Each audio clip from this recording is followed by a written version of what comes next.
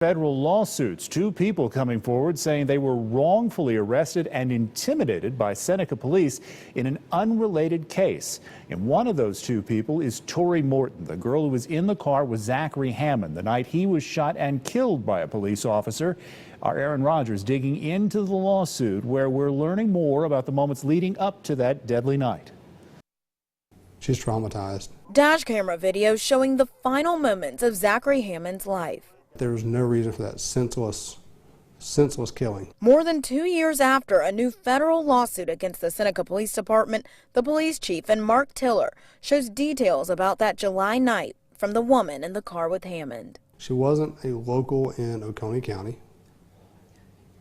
Okay, she was just here on a date with Zach Hammond. Attorney Keith Denny says Tori Morton and Hammond had just come from getting ice cream at McDonald's. The lawsuit says the only reason they were even in this parking lot was to get the napkins they had forgotten from McDonald's. Seneca Police say Morton was the subject of their drug operation in the Hardee's parking lot, but her attorney says that's not true. In her past, there was a misdemeanor drug charge, but it was nothing here in Oconee County, and it was nothing that elevated her to be a target of a sting. He says no drugs were found on her or in her system. The lawsuit says Hammond was the reason they were there.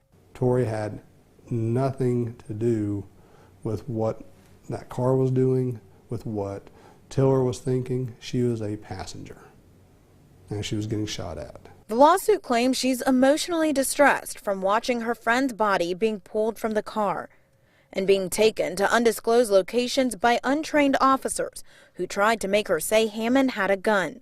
The suit also says the department kept a drug case open on her for 2 years. They want to hold it out there because they want there to be some kind of intimidation on Tori as the federal investigation of the Department of Justice is continuing. Morton's attorney wants his client to be able to move forward. Whatever the cost is to restore that person to where they were before needs to happen. And says the lawsuit is a way for her to have her voice heard. These lawsuits, these federal lawsuits, are not an attack on law enforcement.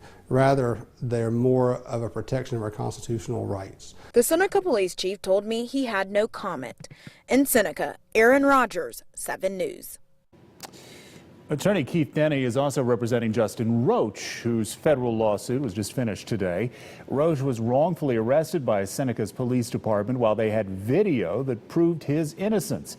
Both clients are seeking an unknown number of damages. There will be a news conference Wednesday morning talking about more details on each of these